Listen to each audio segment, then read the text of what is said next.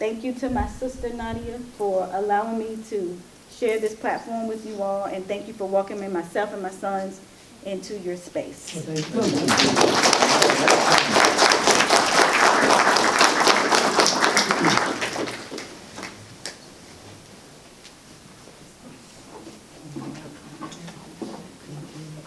Thank you. Appreciate you.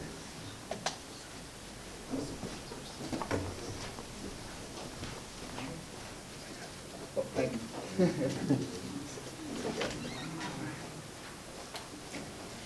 All right, that's going to be another tough one to follow. And I just following behind her, also, want to acknowledge, I think we know in most movements, a lot of times the women, specifically black women, have been the glue. This community knows if it weren't for Sister Clara Muhammad, who knows if it would have stayed connected, because she was the glue that made sure that the Nation of Islam very early kept going on. We had the Black Panthers in here when the brothers were getting locked up. Elaine Brown kept the organization afloat. She handled business, so it's been very important. Ms. Cleaver too, those sisters really held down the organization when the brothers were locked up and on trial, and it kept the Panthers moving forward. So always a big up to the black women of America for holding the country together. But we're talking right now specific these organizations, but have held the country together quiet as kept, if you really know the truth. So so we're going to break it up a little bit right now. Sister Tia is going to come up here to do the Who Am I quote. And so she'll do her quote, and then raise your hand, I guess, yell it out, whatever. If you know who it is, as she finishes the quote. And then we're going to move on to some brothers with Do for Self programs. So come on up, Sister Tia. Assalamu alaikum. Success is to be measured not so much by the position that one has reached in life, as by the obstacles which he has overcome while trying to succeed. Who am I? Tia. No, that's it.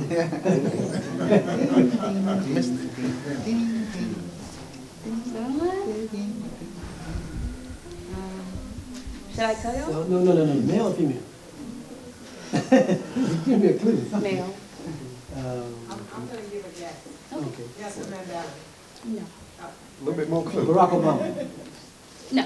Do you want me to read it again? Read it again. Yeah, read it again. Read it again. Add some more to it. What? No, you know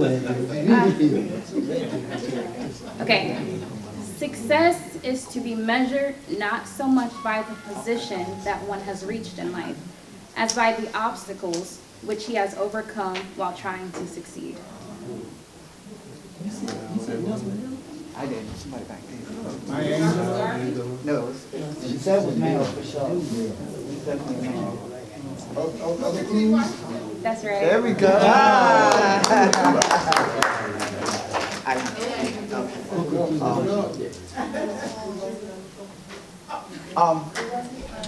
While we're doing the Who Am I, Sister Ayana wanted to come up and add some context to the Haile Selassie quote that Brother Karim read earlier. So if you come on up, and definitely want to give all the context and understanding we can on everything we're sharing today. And so as we go along, if anybody has any questions, feel free to ask them. And then when we're back in there and on breaks, have building sessions with each other, and just keep going deeper.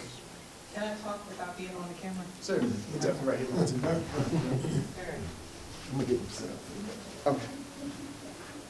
So that, Assalamu alaikum, everyone. Assalamu My name is Ayana Miranda, and I live in Baltimore County, Maryland. I came down here to visit the community. I've come down several times. But I was speaking to the gentleman right here. What's your name? Jason, take on the back. Jason Fact. And when the quote was read about Haile Selassie, I did not know that was a quote because I was not aware of how good his English was. And he was explaining to me that Haile Selassie had been educated in Europe. So I turned to him, I said, well, did you know who Haile Selassie's pilot was? And he's known as the Brown Condor. His name is John Charles Robinson. He is a he was an Army veteran and did participate in World War II. He's from Biloxi, Mississippi, and he was one of the gentlemen who encouraged the Tuskegee Institute to start a pilot program for African Americans. So I was just saying that, and he would get the materials to make his own planes and make them flight ready. So there's a whole book, it's called The Brown Condor. It's written by a gentleman, I think his name is somebody Simmons, but you can purchase this book on Amazon. The Brown Condor, The Forgotten History of an African American Fighter Pilot, and the author's name is Thomas E. Simmons. So this is an important history, and he wrote this book, he said, because this is African American history that has not been taught in the schools. So he learned that this John Charles Robinson was from Biloxi, Mississippi. He learned that, and that's the same town that he was brought up in. He said, why is this not taught in schools? And you know, there's a saying that if you want to hide information from people, put it in a book, right? Specifically, brown people. Right. And I heard so many stories today of people saying, I couldn't leave the house until I read the encyclopedias.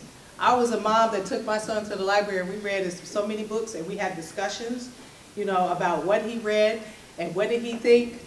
I was also one of those mothers. Now my son, he does not like to read books, but you have to instill it in the young people that reading is so important. You know, the first revelation in Islam is Iqra, read, read. And we also know that that history is people reciting. Iqra, it can be read first and then recite second, right? So I just wanted to say this about John Charles Robinson, that he was one of the people that encouraged Tuskegee Institute to start a pilot program, and he was one of the teachers in the early times. So he is considered to be one of the early Tuskegee Airmen, and he was also one of the pilots in the Ethiopian Imperial Force, and he actually died in a plane crash. If you read the book, you'll find that out. Trying to deliver supplies for the Ethiopian Imperial Force. So that was just a part of the history. Thank you very much. I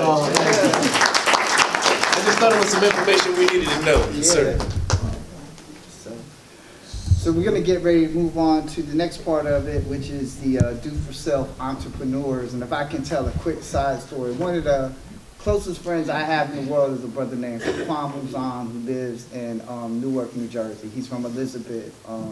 He grew up in the nation, so he's my age, so he was born in the late 60s. He grew up in the 70s when the schools, everything was strong as you had your cleaners, your bakery, all that stuff. Everything was self-contained.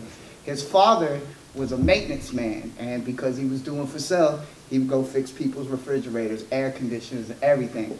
Well, Fuquan told me he would take him every time, make him go to work with him, learn the work ethic, right? So now Fuquan is like one of the biggest lawyers in all of New Jersey. Like, people seek his aid and counsel on high levels.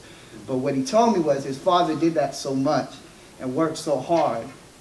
When he returned to Allah about a year or two ago, when they went to his house, they found in his house, he didn't keep bank accounts, they found hundreds of thousands of dollars in his house. Because that brother went out every day and fixed somebody's refrigerator, fixed somebody's air conditioner, whatever, and he stacked that money. He said when we went in there, he basically had hundreds of thousands of dollars under his mattress because he did for self, right? And he got that from the nation. And Brother Fuquan has told me, we're very close right now. Oh, I'm lucky my son is here, everybody. Yeah, so Brother Fuquan told me he got that work ethic. He also told me, so when he first came across me, he was coming out into the nation, into Al-Islam.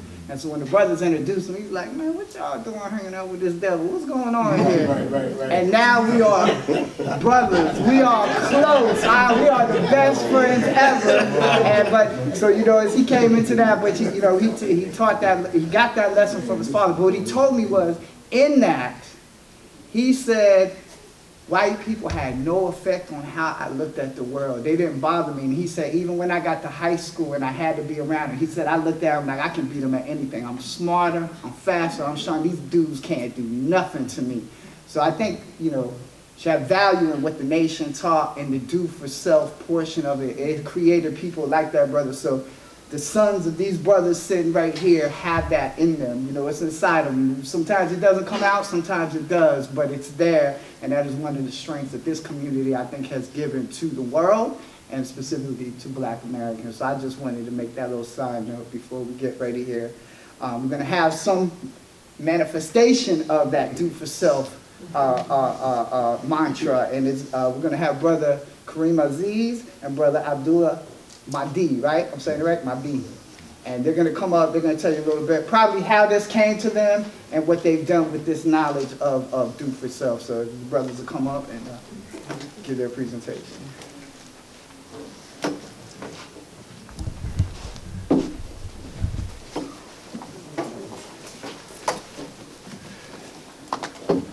Assalamu alaikum, I'm Karim.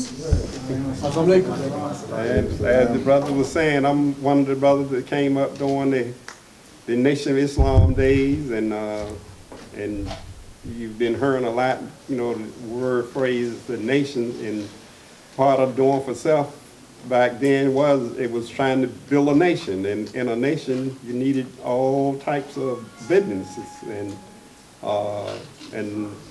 that's what they did. They created, schools, hospitals, all types of places of business. And I came into the nation when I was 18, and in my early 20s, I had started my own business. I had a chain of ice cream trucks. Started off with one and just added on one at a time. And just in case somebody.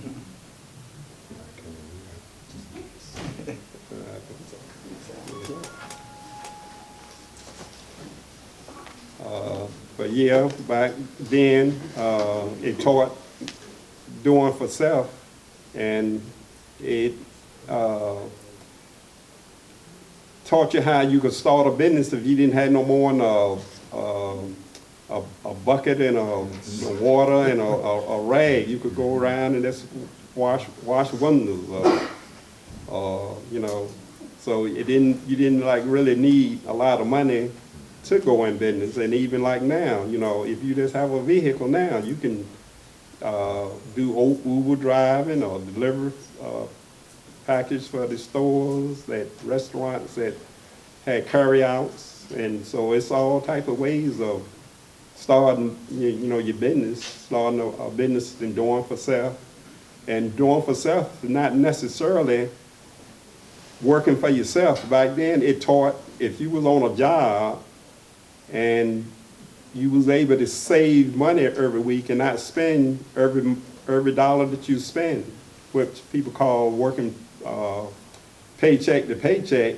If you was able to save money, even if you're working for somebody, that's doing for self. If you saving money, not spending every dollar you get at every paycheck, then you are really working for self because you was able to save. So it's all types of ways you can do for self,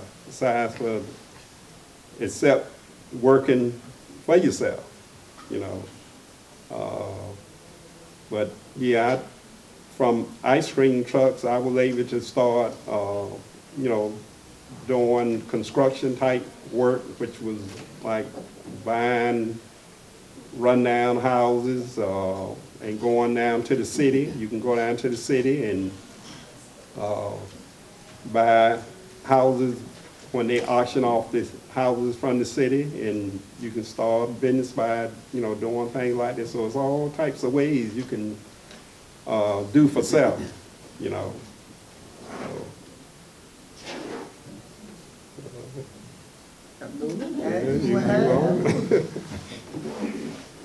Assalamu alaikum.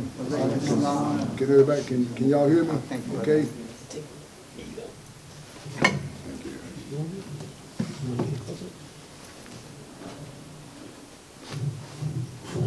Assalamu alaikum.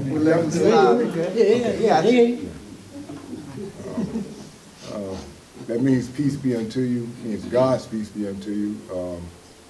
In the Muslim community, we believe that every creature in his quest for life is looking for some type of peace. And so we extend the greetings, Assalamu alaikum, meaning God's peace be unto you.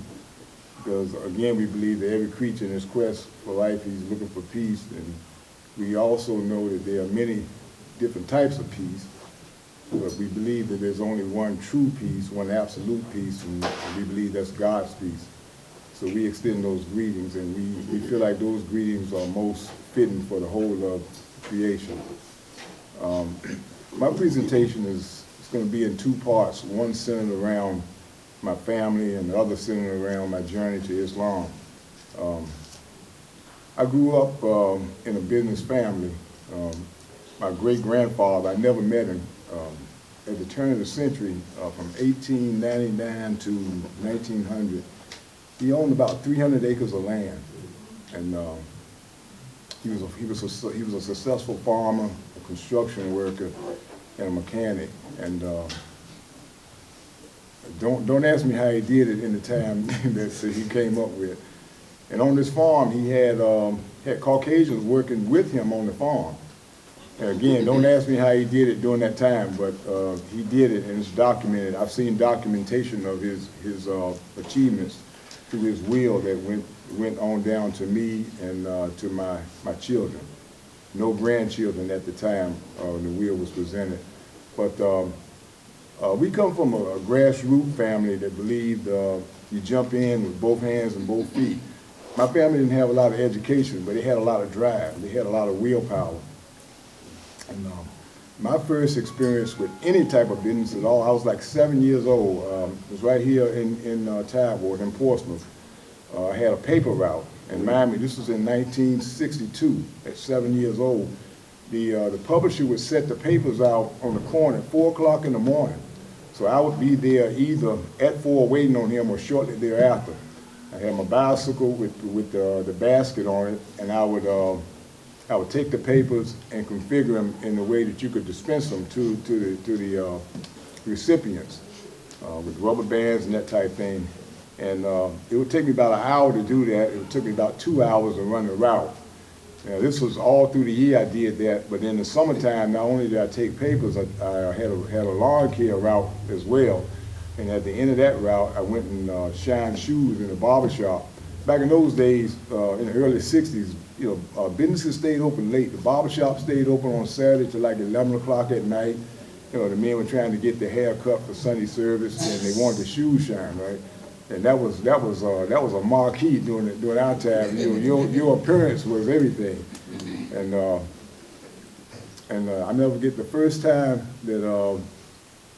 that I came home with the money. My mother asked me. She she counted the money, and she said, "Boy," she said, "you made all this in one day." It was $40. Mammy, this is in 1962. $40. $40 like $1 million today. She said, "Boy, you made all this money today?" And I said, "Yes, ma'am." She said, "You made double of what I made. You made in a day double of what I made in a week."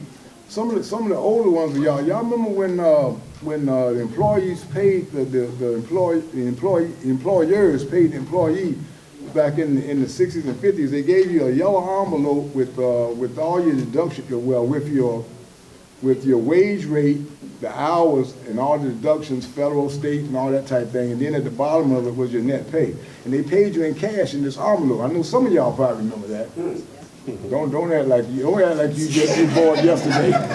I'm picking on Eric. But anyway, so I couldn't understand. She was trying to get me to see the entrepreneurship in it. I didn't understand it. I said, "Well, Mama," I said, how is it that you work and I work, but you claim I'm making more money than you. And she was trying to explain to me that she was working for someone, a proprietor, and that proprietor had responsibilities as far as the building, his utilities, water, lights, and all